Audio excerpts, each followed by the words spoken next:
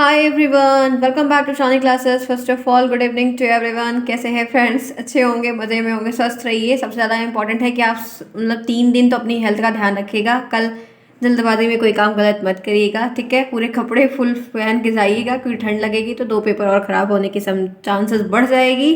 इसीलिए be prepare होके जाइएगा। आइए बात करते हैं आज यहाँ पर क्या पढ़ने वाले हैं। हम देखेंगे एडुकेशन पेपर 2 के क्वेश्चंस, जो कि आपके अति लघुत्री टाइप के यहाँ पर रहेंगे। आपको बहुविकल्पी करवाया मैंने। आपको यहाँ पर अब लिखने वाले दिखा देती है कि किस तरीके के प्रश्न आपको आएंगे, किस तरह के लिखने की आपको लिख सकते हैं इजी वे में। मैं हूँ शानी, स्वागत करती हूँ आप सभी का शानी क्लासेस में। प्लीज़ चैनल को सब्सक्राइब करें जो भी आज यहाँ पर पहली बार भैया दीदी जो भी आए हैं। लाइक करना तो बिल्कुल ना भूलें। कोई भी प्रॉब्लम होती है तो कमेंट बॉक्स में आप मुझसे पूछ सकते हैं। रिसेंट में आपको रिप्लाई तुरंत मिल जाएगा। आइए स्टार्ट करते हैं क्लास को। बिल्कुल भी डिले नहीं करेंगे क्योंकि टाइम बहुत इंपॉर्टेंट है इस समय। चलिए पहले प्रश्न की तरफ बढ़ते हैं। फटाफट क्वेश्चंस को देखेंगे क्या है, और मैंने बहुत इजी वे में लिया है कि कितना आप लिख सकते हैं, कितना आपको वहाँ पर याद रहेगा। ज़रूर से ज़रूर एक बार मेरे साथ ये पूरा देख लीजिएगा, आपकी बहुत हेल्प हो जाएगी, 100% है। देखिए स्क्रीन पर पहला प्रश्न क्या है। वुड का घोषणा पत्र 1854 के शिक्षा संबंधी उद्देश्य क्या थे? उत्तर में आप बताएंगे। बहुत इनका ऑब्जेक्टिव, अच्छा एक बात आप ध्यान रखिएगा कि हर घोषणा पत्र, हर आयोग, हर नीति का उद्देश्य बहुत पूछा है। इनको उद्देश्य से बहुत कनेक्शन रहा है, तो इस बात को ध्यान रखिएगा कि आपकी बारी में भी उद्देश्य से प्रश्न काफ़ी मात्रा में पूछ सकते हैं, तो ध्यान रखिएगा। आप उत्तर में क्या लिखेंगे, देखिए लिखेंगे अंग्रेजी माध्यम का प्रयोग करने वाले लोगों को साक्षरता को बढ़ावा देना। जो इंग्लिश मीडियम से पढ़ने वाले थे या इंग्लिश मीडियम के ताकि काफ़ी सपोर्टिव रहे हैं, उनकी लिटरेसी को ज़्यादा ध्यान में रखकर उनको इंक्रीमेंट देना। वुड के प्रेशर ने सुझाव दिया है कि प्राथमिक विद्यालयों को स्थानीय भाषाओं को अपनाना चाहिए। इन्होंने एक बात ये कही थी कि जो प्राथमिक विद्यालय वहाँ की जो स्थानीय राज्य की भाषा है, लोकल भाषा है, उनको अपना के उनके साथ धीरे धीरे चल के आगे बढ़ाना चाहिए। तो ये उनके उद्देश्य थे। 1 नंबर का प्रश्न आपको आएगा, बहुत बार रिपीट हुआ इसीलिए मैंने यहाँ पर लिया और छोटा ही आपको दिखाया ताकि आपको इतने से 2 पॉइंट भी याद रहेगा, आप कर लेंगे। नेक्स्ट देखिए, हंटर आयोग के 2 कार्य बताइए। 2 कार्य बताने हैं, 2-3 कार्य पूछते हैं। पहला कार्य उच्च और माध्यमिक शिक्षा की प्रगति की समीक्षा करना और प्राथमिक शिक्षा के विकास की समीक्षा। प्राथमिक शिक्षा, उच्च माध्यमिक, तीनों शिक्षाओं को ध्यान में स्तर को देखते हुए उनकी प्रगति की तरफ अग्रसर होकर कार्य करना, क्या सही है क्या नहीं सही है। दूसरा है प्राथमिक शिक्षा के विकास एवं वृद्धि के लिए सार्थक सुझाव, सही सजेशन देना। अब ये होना चाहिए, इसके बाद ये, हर एक क्रम पहले से निर्धारित होना। प्राथमिक शिक्षा में राजकीय विद्यालयों के योगदान की समीक्षा करना। जो प्राथमिक शिक्षा चल रही है उनमें जो राजकीय विद्यालयों का योगदान है, कितने लेवल तक होना चाहिए, क्या होना चाहिए, कैसे कार्य करना चाहिए, कितना संगठन होना चाहिए, कौन कौन लोग शामिल होने चाहिए, किस स्तर पर योजना करनी चाहिए, तो उन सब चीज़ों का कार्य करना, ये हंटर आयोग के 2 कार्य थे।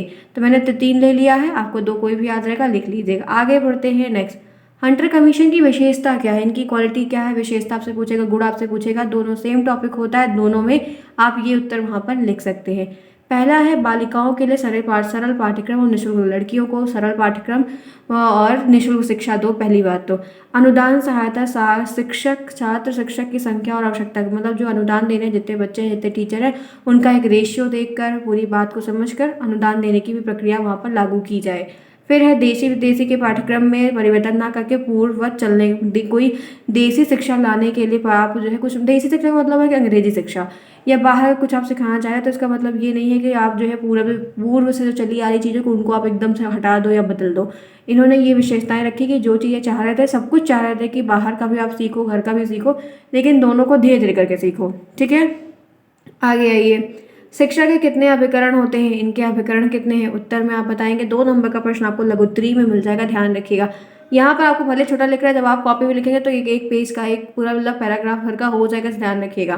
क्योंकि फॉन्ट है, ये कंप्यूटराइज फॉन्ट है, तो एक सिस्टमैटिक वे में रहता है।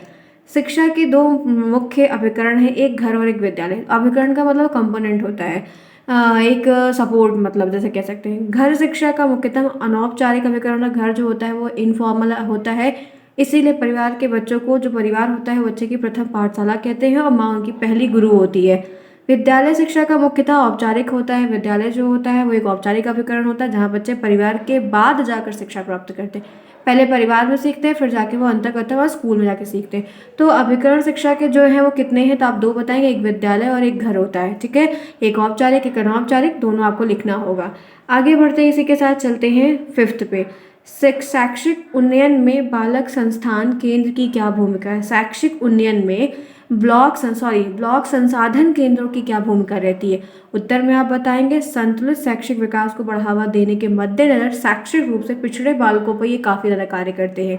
इनका रहता है कि हम जब शिक्षा को लेकर सारी योजनाएं अलग अलग आती हैं तो सब अलग अलग पहलुओं पर ध्यान देते हैं, कोई किसी फैक्टर पर, कोई किसी फैक्टर पर। तो ये इनका मेन था कि जो पिछड़े ब्लॉक के लोग हैं, जो नहीं पढ़ रहे हैं, उनको सारी सुविधाएं नहीं मिल पा रही हैं, उनको भी आगे लेकर चलना, इस योजना का लाभ उनको भी दिलाना।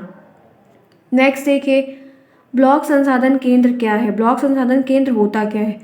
उत्तर में आप बताएंगे प्रत्येक विकास खंड पर ब्लॉक संसाधन केंद्र खोलेगा। हर एक विकास खंड पर ब्लॉक संसाधन केंद्र को ओपन किया गया है, जिन्हें बीआरसी कहते हैं। जिन्हें क्या कहते हैं, जिन्हें बीआरसी कहते हैं, जिनकी आप जो है टीचिंग के पहले जाके साइन वहाँ से लेते हैं, तब जाके प्राइमरी में जमा करते हैं। यह खंड शिक्षा अधिकारी या खंड विकास शिक्षा अधिकारी के द्वारा स्कूल में नियमित किए जाने वाले निरीक्षक की रिपोर्ट का संकलन के अलावा विकास खंड के क्षेत्र में जितने भी परिषदीय विद्यालय हैं उनका उनका रिकॉर्ड उनके पास रहता है कि किस ज़िले में, किस जहाँ पर, किस ब्लॉक में, किस जो है सेक्टर में ये विद्यालय है, यहाँ पर कौन है, पूरी डिटेल उनके पास। जो बीएसए ऑफिस होता है वही है ये, ठीक है, ध्यान रखिएगा। उनके पास सारी डिटेल रहती है। हर एक ज़िले में डीआईएस ऑफिस होता है, हर एक ज़िले में बीएसए ऑफिस होता है, तो उनके पास पूरी ज़िले भर में कितने विद्यालय हैं, कितना क्या है, कौन टीचर कहाँ है, सारी डिटेल रहती है। आइए मैं आपको आगे लेके चलती हूँ। नेक्स्ट प्रश्न देखिए, ऑपरेशन ब्लैक बोर्ड परियोजना क्या है। ऑपरेशन ब्लैक बोर्ड परियोजना क्या है, आपको 1 नंबर में भी आएगा, आपको 2 नंबर में भी आएगा। उत्तर में आप बताएंगे ऑपरेशन ब्लैक बोर्ड परियोजना का शुभारंभ राष्ट्रीय शिक्षा नीति 1986 के अंतर्गत 1987 में किया गया था।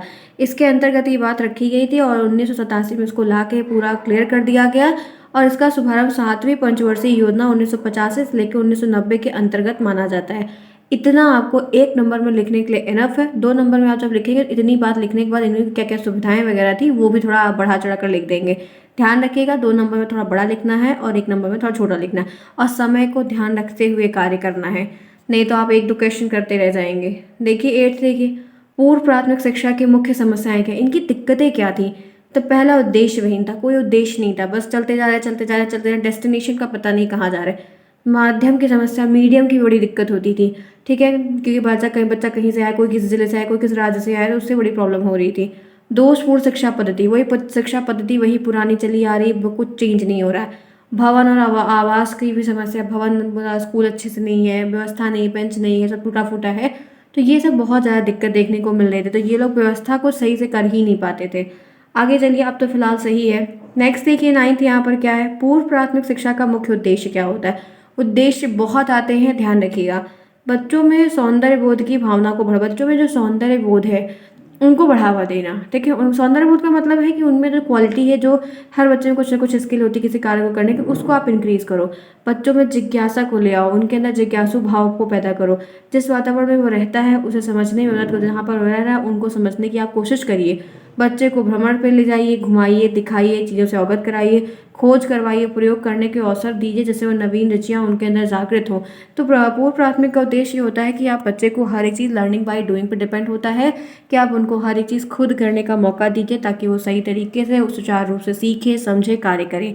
आगे आइए, चलते हैं, बढ़ते हैं नेक्स्ट। एनसीईआरटी का मुख्य कार्य क्या होता है। आप एनसीईआरटी का बड़ा सुना होगा, 2 नंबर का प्रश्न आपको आएगा। इनका मेन वर्क क्या होता है। उत्तर में आप यहाँ पर क्या बताएंगे, आप कहेंगे एनसीईआरटी और इसकी जो इकाइयाँ हैं वो इनके मुख्य उद्देश्य हैं स्कूली शिक्षा से संबंधित क्षेत्र में शोध करना। स्कूल से रिलेटेड जितने भी एरिया हैं उन पे आप रिसर्च करो, शोध करो, जांच पड़ताल करो, क्या सही है क्या गलत है, कहाँ पर कार्य करें, बढ़ावा दो उनको और आगे बढ़ाओ, उनके साथ चलो, उनको मोटिवेट करो, उनमें हेल्प करो बढ़ने के लिए। स्कूल के पाठ्य पुस्तकों का मॉडल रिप्रेजेंट करो, पूरक सामग्री वगैरह उनको उपलब्ध कराओ।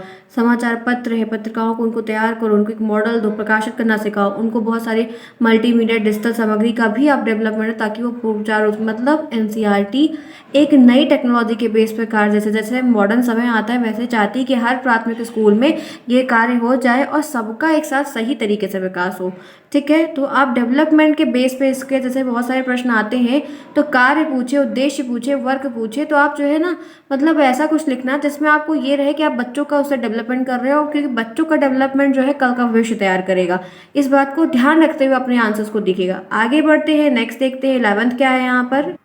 आइए आगे बढ़ते हैं, नेक्स्ट देखते हैं एससीईआरटी के कार्य क्या हैं यहाँ पर। तो प्रादेशिक शैक्षिक अनुसंधान के कार्य को देखना, उनकी देखभाल करना, विभिन्न विषय के पाठ्यक्रमों का निर्माण करना, सेवारत अध्यापक को प्रशिक्षण देना, उनको भी नई चीज़ों से, नई टेक्नोलॉजी से, पद्धति से अवगत कराना, शैक्षिक प्रचार और सेवा कार्यक्रम को आयोजित करवाते रहना हर 6 महीने पर, विषय अध्यापक के लिए शिक्षा सामग्री का भी निर्माण करना, टीले वगैरह ले आना, शिक्षण संस्थान का मार्गदर्शन करना। तो ये एससीईआरटी के कार्य हैं। डेफिनेटली प्रश्न इंपॉर्टेंट है, आएगा ज़रूर, ध्यान रखिएगा। कोई भी आप 2 पॉइंट याद रखेंगे, लिख ले जाएंगे। आगे बढ़ते हैं, नेक्स्ट प्रश्न देखते हैं। शिक्षा के सार्वव्यापीकरण से क्या मतलब है? उत्तर में आप बताएंगे, शिक्षा के सार्वभौमिकरण सार्वव्यापीकरण से मतलब होता है कि शिक्षा के अवसर का विस्तार करो, उनका और ज़्यादा व्यापक तरीके से फैलाव करो, जिसमें शिक्षा का जिसमें सभी का समावेश होकर सब सम्मिलित हो सके। लेकिन ये देखा गया है फलता कोई भी व्यक्ति शैक्षिक तंत्र से बाहर, ये भी ध्यान रखना कि कोई बच ना जाए। आज के वैश्विक युग में ज्ञान की वृद्धि और प्रगति का आधार मानते हुए अतः शिक्षा का सार्वभौमिकरण 21वीं सदी की एक प्रमुख चुनौती के रूप में कार्य कर रहा है, और जहां तक देखा गया कि काफ़ी हद तक सफलता भी मिली है। प्राथमिक शिक्षा के सार्वभौमिकरण से क्या मतलब होता है? प्राथमिक के लेवल का तो आप बताएंगे कि प्रारंभिक शिक्षा का सार्वभौमिकरण भारत में एक संवैधानिक प्रावधान और एक राष्ट्रीय प्रतिबद्धता के स्वरूप में कार्य करता है, क्योंकि सार्वभौमिकरण का मतलब होता है कि 14 वर्ष तक की आयु के सभी बच्चे शिक्षित हो जो उच्च प्राथमिक स्तर की शिक्षा को पूरा करने के बराबर हो सके। तो इनका मतलब है कि 6 या 14 तक की सारे बच्चों को विकसित करना, चाहे वो किसी जाति वर्ग का हो। अब आइए इसी के साथ आगे बढ़ते हैं फ्रेंड्स, टाइम बिल्कुल नहीं लेंगे, फटाफट रिवीजन कर रहे हैं तो ध्यान से देखिए। सर्व शिक्षा अभियान की योजनाएं बताइए। तो शिक्षा के शिक्षकों की नियुक्ति करना पहला, शिक्षकों प्रशिक्षण, टीचर की ट्रेनिंग करवाना, प्रारंभिक शिक्षा की क्वालिटी में सुधार करना, इम्प्रूवमेंट ले आना, अध्ययन अध्यापन सामग्री का भी प्रावधान ध्यान में रखना, शैक्षिक सहायता में ब्लॉक पंचायत संसाधन इकाइयों को उसकी स्थापना को समझना, मदद करना, कक्षाओं और स्कूल भवनों का भी निर्माण करना। तो ये इन्होंने काफ़ी तरीके से हर एक रूप में पहलुओं को ध्यान में रखते हुए कार्य करने की कोशिश की है, और काफ़ी देखा गया है काफ़ी हद तक ये जो योजनाएं लाई गई हैं बहुत कारगर रूप में साबित भी हुई हैं, कार्य भी किया गया है। आगे बढ़ते हैं, इसी के साथ चलते हैं, देखते हैं 15 प्रश्न। सर्व शिक्षा अभियान क्यों चलाया गया? सर्व शिक्षा अभियान क्यों चलाया गया? उत्तर में आप बताएंगे, सर्व शिक्षा अभियान का एक मेन ऑब्जेक्टिव हर भारतीय को शिक्षा देना, हर एक इंडियन को शिक्षित करना, देश के 6 से 14 वर्ष के सभी बच्चों को अनिवार्य शिक्षा देना, इस योजना से जोड़ना इनका मेन लक्ष्य था, और उनको शिक्षित करना, उनको पढ़ाना, रास्ता दिखाना। इसके निर्धारित समय 2010 तक प्रारंभिक शिक्षा को उपलब्ध कराने का लक्ष्य रखा गया कि 2010 तक हम ये कार्य हर जिले, हर राज्य, हर सेक्टर में ज़रूर से ज़रूर कर देंगे। तो काफ़ी अच्छी पहल है जो सरकार के द्वारा की गई थी। आगे आइए, सब सर्व शिक्षा अभियान की टैगलाइन क्या है? फ्रेंड्स, टैगलाइन से ध्यान रखिएगा, 1-2 प्रश्न आएगा, रिसेंट में आया हुआ था इसीलिए ले लिया है। सब पढ़े सब बढ़े, ठीक है, सबको शिक्षित बनाए, देश को विकसित बनाए। सर्व शिक्षा अभियान का यही कहना, पढ़ने जाए सभी भाई बहना। ध्यान से देखिएगा, अगर बच्चे से करते हैं प्यार फिर उनको दो शिक्षा का अधिकार। मैंने 4 टैगलाइन यहाँ पर ली है, कोई एक आप ज़रूर याद रखिएगा, कोई भी एक आप ज़रूर से ज़रूर वहाँ पर लिखिएगा। अगर आपको एक बात ध्यान, आपको नंबर लेने का तरीका बताऊँ तो जो सर्व शिक्षा अभियान क्या होता है, आप क्या समझते हैं, जब प्रश्न बनेगा तो वहाँ पर आप एक टैगलाइन ज़रूर बिना कहे लिख दीजिएगा। अगर आप इसको लिखते हैं तो आपको पूरा नंबर बेहिचक मिलेगा, कोई प्रॉब्लम नहीं होगी, ठीक है। अपनी खूबियों को वहाँ पर प्रेजेंट करने का तरीका समझिए और राइटिंग पर ध्यान रखिएगा। आगे बढ़िए, 17 प्रश्न, मिशनरी स्कूल की क्या क्वालिटीज़ है? उत्तर में आप बताएंगे, मिशनरी स्कूल की विशेषता में इसका मतलब क्या है कि विद्यालय से जो ईसाई समुदाय के द्वारा चलाए जाते हैं, जो क्रिश्चियन स्कूल्स होते हैं, क्रिश्चियंस के द्वारा चलाए जाते हैं, वे विद्यालय समान जैसे ही होते हैं। भारत सरकार दी गई गाइडलाइन को पूरा भी करते हैं, पालन करते हैं। इनका पाठ्यक्रम भी सरकार के आदेश के अनुसार होता है। तो इनकी बात यह है कि कोई अलग विशेषता नहीं है, थोड़ा सा इनमें रूल रेगुलेशन होता है, थोड़ा सा सख्त भी स्वभाव के होते हैं। Christian school in comparison to other private colleges, private school हैं, उनसे थोड़ा सख्त होते हैं, उनसे थोड़ा टाइट होते हैं। फादर मदर वगैरह वगैरह होते हैं उन लोगों के यहाँ, तो उनका एक अपना था। लेकिन ये है कि ये भारत सरकार के द्वारा जो गाइडलाइन रहती है उसका अनुपालन करते हैं, अपने द्वारा कोई निर्णय नहीं लेते हैं, ठीक है। नेक्स्ट देखिए, 18वां प्रश्न क्या है? शिक्षा बिना बोझ के संदर्भ में यशपाल समिति ने अपने सजेशन क्या क्या दिए, सुझाव क्या क्या रखे हैं? देखिए, समिति की रिपोर्ट का शीर्षक ही है शिक्षा बिना बोझ की। इनका शीर्षक ही है कि शिक्षा हो लेकिन बिना बोझ के हो। इन्होंने कहा कि भारी बस्ता एक बोझ होता है, जो बच्चों के कंधों पर एक बड़ा सा बोझा डाल दिया जाता है बस्तों का, वो बोझ होता है, बहुत बड़ा बोझ है वो। इसका शिक्षा के दार्शनिक सामाजिक लक्ष्य से कोई सरोकार नहीं है। यहाँ पर ये ध्यान रखना है कि बड़ी कक्षाओं में भारी पाठ्यक्रम, कठिन पुस्तकों का आदि के कारण बच्चों में एक व्यक्तित्व का विकास नहीं होगा। अगर आप उनके ऊपर मोटी-मोटी किताबें लाद दो, ठीक है, फिर वो उस बुक को ही देखकर डर जाएँगे, नहीं पढ़ पाएँगे। इसलिए छोटी-छोटी किताबें रखो, आप छोटा-छोटा सिखाने का प्रयास करोगे तो ज़्यादा सीख पाएँगे। मोटी-मोटी किताबें उनके ऊपर एक बोझ के समान हो जाती है, फिर उनकी पढ़ने में अरुचि बढ़ती जाती है और फिर वो छोड़ देते हैं। तो ऐसे बहुत सारे रीज़न हैं, देखने को मिले हैं। आगे आइए। नेक्स्ट देखिए, प्राथमिक शिक्षा का विशेष संस्थापन कार्यक्रम स्पॉट के प्रमुख उद्देश्य और घटक बताइए। उत्तर में आप 2 नंबर में ये रिपीट हुआ है, ध्यान रखिएगा। प्राथमिक शिक्षा का विशेष संस्थापन कार्यक्रम का उद्देश्य स्पॉट के लिए उद्देश्य केंद्रित अधिगम अपनाने के लिए प्रोत्साहित करना। जो केंद्रित अधिगम हो, जिस पे सेंट्रलाइज तरीके से सभी कार्य करें, सबका विकास हो, चारों तरफ से विकास हो, उसको ध्यान में रखकर कार्य किया गया है। उसको यहाँ पर ध्यान में रखकर कार्य किया गया है, जिससे सबका विकास हो, सब डेवलपमेंट हर एक बात को ध्यान में रखते हुए कार्य करता है। कौशल क्रियाकलाप केंद्रित शिक्षण अधिगम प्रक्रिया में प्रशिक्षण प्रक्रिया को बहुत प्रोत्साहित करते हैं। कुछ इसमें स्किल जैसे ये प्रधानमंत्री कौशल विकास योजना आई थी, ऐसे इसमें क्या था कि हर एक सिलाई, कढ़ाई, बुनाई, कारपेंटर का काम, पेंटिंग का काम, हर एक पहलू को लाया गया था ना, कंप्यूटर का काम, बहुत सारे कोर्सेज लाए गए थे। तो ये सारी चीज़ों में टीचर ऐसे बहुत सारे काम ट्रेनिंग करवाओ, जैसे टीचरों का भी विकास हो, राज्य का विकास हो, देश का विकास हो। तो ऐसी प्रक्रियाएं, ऐसे कार्यक्रम चलाए जाते हैं। ठीक है, आगे देखिए नेक्स्ट क्या है। मैकॉले के पत्र की प्रमुख सिफारिश क्या थी? इनका जो पत्र आया था उसकी एक मेन डिमांड क्या थी? मैकॉले के विवरण पत्र में उन्होंने लिखा कि हम भारत को एक ऐसा वर्ग बनाना चाहिए जो रक्त से तो अंदर से खून जो भारत हो, लेकिन पसंद, विचार, आचरण और व्यवहार जो हो वो सब अंग्रेजों का हो। तो ये इनकी पहली सिफारिश थी, इसीलिए ये छनाई का सिद्धांत भी लेके आए थे कि अंदर से वो हो लेकिन कार्य हमारा करे। ठीक है, कार्य काम करे कोई और, काम करे कोई और, गुणगान हो किसी और का। तो वही चीज़ ये भी चाहते थे। ठीक है, तो ये मैकॉले की अपनी सोच थी जो भी घटिया थी। नेक्स्ट देखिए 21, ऑपरेशन ब्लैक बोर्ड कार्यक्रम को महत्व बताइए।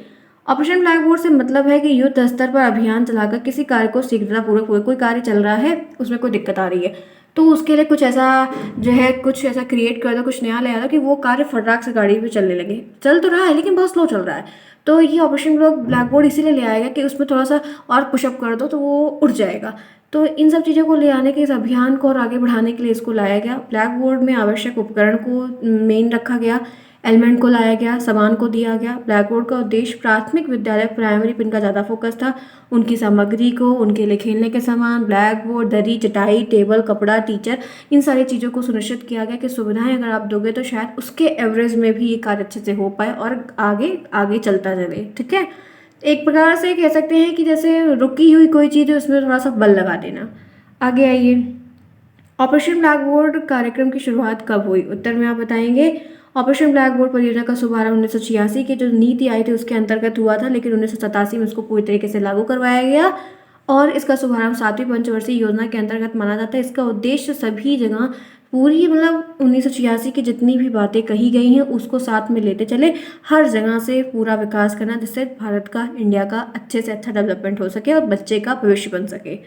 आगे आइए, ऑपरेशन ब्लैक बोर्ड कार्यक्रम का उद्देश्य क्या है, इनके ऑब्जेक्टिव क्या हैं? ऑपरेशन ब्लैक बोर्ड का उद्देश्य प्राथमिक विद्यालय में पाठ्यक्रम सामग्री और शिक्षक उपकरण जैसे न्यूनतम आवश्यक सुविधाओं की व्यवस्था को सुनिश्चित कराना, जो उसमें पहले से नहीं है, जिसकी वजह से समस्याएं, बाधाएं रोज रोज क्रिएट हो रही हैं, उनको दूर करने के लिए इस पर ध्यान दिया गया, कार्य किया गया। क्योंकि आप कुछ सामान ही नहीं, कितना आप बनाओ चीज़ कर पाओगे, सिखा पाओगे? बच्चे हैं, उनको चीज़ें, सामान, स्मार्ट बोर्ड, चमकने वाली चीज़ें, ध्वनि वाली चीज़ें वो ज़्यादा अच्छी लगती है, फिर उनको समझ में आता। अभी आपको बच्चों को प्राइमरी मन लगाना है कि बच्चे मन लगाएं पढ़ने के लिए। आगे आइए 24, राष्ट्रीय शिक्षा नीति का उद्देश्य क्या है? ध्यान से देखिएगा, काफ़ी इंपॉर्टेंट है, दोनों में 2 नंबर, 1 नंबर दोनों में आ सकता है। उत्तर में आप बताएंगे। नई शिक्षा नीति का उद्देश्य भारत में स्कूल और उच्च शिक्षा प्रणाली में परिवर्तनकारी सुधार के मार्ग को बनाना। जो रास्ते में दिक्कत आ रही है, जिससे चेंजेस नहीं हो पा रहा है, जिससे डेवलपमेंट नहीं हो रहा है, उस रास्ते में कुछ चेंजेस ले आना, उस मार्ग को प्रशस्त करना, उस रास्ते को बदलाव की तरफ मोड़ना। इस नीति के तहत स्कूल से लेकर कॉलेज तक की सभी नीतियों को ध्यान में रखते हुए, सभी स्तर को ध्यान में रखते हुए ऐसी पॉलिसी को बनाएगा जिससे हर एक स्तर का विकास हो जाए, क्योंकि हर एक स्तर में पढ़ने वाला बच्चा देश का नागरिक है, फिर देश का भविष्य उसके हाथ में है। इसीलिए हर एक स्तर पर कार्य किया गया था। इस नीति में हर एक स्तर के लिए सारी बातें पहले से क्लियर करके बताई गई थी, इसीलिए काफ़ी ज़्यादा विख्यात हुई, प्रसिद्ध हुई और काफ़ी टाइम तक चली ये नीति। क्लियर? ठीक है, आगे आइए। कैसे हैं प्रश्न? मुझे उम्मीद है आप देख रहे होंगे सीरीज में टफ लैंग्वेज में है, इसीलिए मैंने आपको ईज़ी फॉर्म में देने का प्रयास किया कि मैं आपको आसान वे में दूँ, ताकि आपको एग्ज़ाम के रीसेंट टाइम में कुछ मेरी तरफ से हेल्प हो जाए जिसको आपको दिक्कत हो रही है। ठीक है, चलिए आगे बढ़ते हैं। इसी के साथ देखते हैं 25 1986 की शिक्षा नीति का उद्देश्य क्या था। राजीव गांधी के नेतृत्व वाली सरकार ने शिक्षा पर एक नई नीति की पेशकश की थी उस टाइम। और नई नीति ने विशेष रूप से भारत की जो महिलाएं हैं, जो अनुसूचित जाति है, एसटी एससी वर्ग के जो समुदाय के लोग हैं, जो असमानताओं को दूर करना और शैक्षिक अवसरों को समान करने के लिए विशेष जोर दिया और आह्वान किया। मतलब जो नहीं पढ़ पा रहे हैं, छुआछूत की दिक्कत है और एसटी एससी ग्रुप में है, सब में शामिल नहीं हो पा रहे हैं, सवर्ण में नहीं आ पा रहे हैं, उनको हटाया जा रहा है, वो खुद भी हट रहे हैं डर के मारे। तो उन सबको ले आना, उन सारे लोगों, क्योंकि हमको पूरे देश का विकास करना है, ना कि किसी जाति या किसी समुदाय का करना है। इसीलिए उन वर्गों पे भी बहुत कार्य किया गया कि ताकि वो भी लोग वहाँ पर आके सम्मिलित हों। बहुत सारे लोग को कुछ नहीं कहा जाता तब भी वो डर जाते हैं, बहुत सारे लोग को कहा जाता है जो भी है वो हमसे मतलब अभी फ़िलहाल नहीं है। अभी हमको ये ध्यान रखना है कि उद्देश्य में हम ये चीज़ लिखेंगे कि ये चाहते थे पूरी समुदाय, पूरी कमेटी, पूरी जात जनजाति सबका विकास हो, क्योंकि ये सारे इंडिया में रहते हैं और इनसे इंडिया का भविष्य निर्धारित होता है। इसीलिए हर एक समुदाय को सारी समस्याओं बाधाओं को सामने रख के हटाते हुए, निवारण करते हुए आगे बढ़ाना। आगे बढ़े, चलिए। नई शिक्षा नीति 1946 की मुख्य विशेषताएं क्या थी। गुण और विशेषताएं दोनों एक होती हैं। नीति ने कुछ महत्वपूर्ण विशेषताएं, जैसे सामान्य स्कूल पाठ्यक्रम में थोड़ा सा चेंजेस ले आओ, सीखने के न्यूनतम स्तर पे नीचे के लेवल से शुरुआत करो, मूल्य शिक्षा, मीडिया वगैरह थोड़ा सा और टेक्नोलॉजी का भी इस्तेमाल करके पढ़ाओ, टीचरों में कुछ कुछ अनुभव के कार्य भी करवाओ। ठीक है, गणित और विज्ञान के शिक्षण में भी काफ़ी जोर दो, क्योंकि आगे चल के साइंस और मैथ पे ही सब कुछ डिपेंड है। खेल और शारीरिक शिक्षा पे भी ध्यान दो। अंतर्राष्ट्रीय समझ के लिए भी कुछ बताओ, अंतर्राष्ट्र क्या है, राष्ट्रीय क्या है, कुछ सामाजिक पहलुओं पर भी ज्ञान दो। तो ये सारी विशेषताएं थी उसमें मेंशन थी, जिस पे कार्य टीचर करते थे और हर जगह होता था। ठीक, क्लियर यहाँ तक समझ में आया। अब आइए बढ़ते हैं नेक्स्ट पे 27। राष्ट्रीय शिक्षा नीति 1986 का निष्कर्ष, आखिर इनका कंक्लूजन निकला। ये चाहते तो थे, हुआ कितना। उत्तर में आप बताएंगे 1986 के अनुसार सभी को शिक्षा के समान अवसर प्रदान करने की बात कही गई। शिक्षा प्रदान करने का माध्यम मातृभाषा रखा गया, क्योंकि मातृभाषा से ही आप सिखाओगे तो वो सीखेंगे। और क्षेत्रीय भाषा को बनाए रखना। शिक्षा को प्राथमिक, उच्च प्राथमिक, माध्यमिक, उच्च शिक्षा तक विभाजित कर दिया गया। और लास्ट में अंततः देखा गया कि इसका सही सक्सेसफुल बहुत हद तक नहीं, लेकिन ये कि 75% कारगर साबित हुआ। ये देखिए फ्रेंड्स, 27 क्या पूछ रहा है या इनका निष्कर्ष क्या दिया गया। तो ये बताया कि अंततः ये सही सफलता के साथ कार्य आगे बढ़ाया। राष्ट्रीय शिक्षा नीति 1986 में कुल कितने खंड है, तो आप बताएंगे 1986 के राष्ट्रीय नीति में आपको देखे हैं कि ये 1992 में कुछ संशोधन किए गए थे, जिसमें 12 भागों में इसको डिवाइड किया गया। आगे बढ़ते हैं नेक्स्ट। शिक्षा का अधिकार अधिनियम 2009 की प्रमुख विशेषताएं बताइए। उत्तर में आप बताएंगे शिक्षा का अधिकार अधिनियम 2009 के तहत बच्चों को ना तो मतलब ना स्कूल की फीस देनी होगी, कोई फीस देनी होगी, ना कोई ड्रेस खरीदना होगा, ना पुस्तक खरीदनी होगी। सरकार पुस्तक, यूनिफॉर्म, मिड डे मील मुफ्त जैसी व्यवस्थाएं देगी। विद्यार्थी को ना ही अगली कक्षा में जाने से रोका जाएगा, ना निकाला जाएगा, ना ही बोर्ड एग्जाम पास करने के लिए अनिवार्यता कोई होगी, क्योंकि छोटे बच्चे हैं, पहले आप उनको मन लगाने के लिए कार्य करें। तो ये सारी उनकी विशेषताएं थी। आगे बढ़ते हैं, 30 प्रश्न देखते हैं। शिक्षा का अधिकार अधिनियम क्या है, इसके प्रमुख प्रावधान का उल्लेख बताइए। आप उत्तर में बताएंगे संविधान के 86वें संशोधन में 2002 के द्वारा 21 में जोड़ा गया है। ये प्रोविजन जो था राजीव की विधि को बनाकर 6 से 14 वर्ष के सभी बच्चों को निःशुल्क अनिवार्य शिक्षा देने के लिए उपलब्ध था। ठीक है, अब बंद किया गया था। इसके अधिकार व्यवहारिक रूप से संसद में निःशुल्क अनिवार्य शिक्षा अधिनियम 2009 में इसको पारित कर दिया गया और लागू लगभग हर जगह से हो गया था। 2010 के कार्य में काफ़ी रूप से बहुत तेज़ी से कार्य कर रहा था। RTE ध्यान से रखना। ठीक है, RTE क्या है, 2009 से आप क्या समझते हैं। तो देश में बच्चों को मुफ्त अनिवार्य शिक्षा देने के लिए राइट टू एजुकेशन एक्ट को लाया गया। 6 से 14 वर्ष तक के सभी बच्चों को फ्री और कंपलसरी देने की गारंटी की गई कि इसके तहत बच्चों को विकास के साथ 6 से जितने भी हैं सबको दिया जाएगा, सबको मौका मिलेगा, कोई पक्षपात नहीं होगा। और संसद ने 4 अगस्त 2009 को इस एक्ट को अधिनियम के तौर पर 1 अप्रैल 2010 से हर जगह सभी जगह ये लागू करवाने का पूरा आदेश जारी कर दिया था।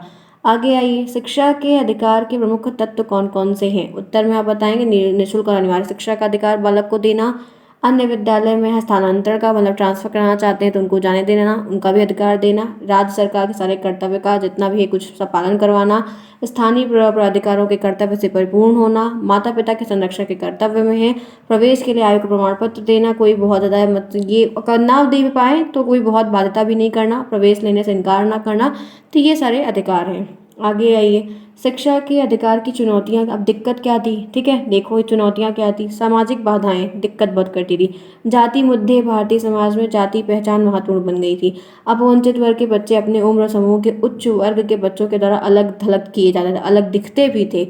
घर से मिला हुआ बच्चों को जाति पहचान सामाजिकरण को प्रभावित भी बहुत करता था, जिसके कारण अपवंचित वर्ग के बच्चों पर काफ़ी बुरा प्रभाव पड़ता था। वो शुरुआत से ही डर जाते थे पढ़ने और किसी और से खेल में भी कभी साथ नहीं देते थे, तो इसकी दिक्कत देखने को बहुत ज़्यादा मिलती थी। नेक्स्ट देखिए, राष्ट्रीय पाठ्यचर्या 2005 में शिक्षक का दृष्टिकोण क्या है, उनका क्या देखने का नजरिया है। तो इसमें था कि शिक्षक से यह एक उम्मीद की जाती है कि बच्चों को सीखने में सहायक हो, हेल्प करे, सपोर्टिव हो, एक पिलर की तरह काम करे, जिससे बच्चे के ज्ञान का निर्माण हो, ज्ञान को निर्माण करने में उनको जो है एक सपोर्ट मिले। एक शिक्षक भी एक शिक्षार्थी की तरह मतलब शिक्षक के लिए परामर्शदाता, एडवाइज़र, प्रबंधक हो, मूल्यांकन करता हो, एनालिसिस करना, ऑब्जर्वर हो, ठीक है, उनको पूरी तरीके से आप सपोर्ट करो हर फ्रेंडली नेचर के साथ, ठीक है। नेक्स्ट, पूरे पाठ्यक्रम की भाषा में एनसीएफ का दृष्टिकोण क्या रहा है। एनसीएफ 2005 के अनुसार प्राथमिक स्तर की भाषा जो रखो वो मातृभाषा रखो।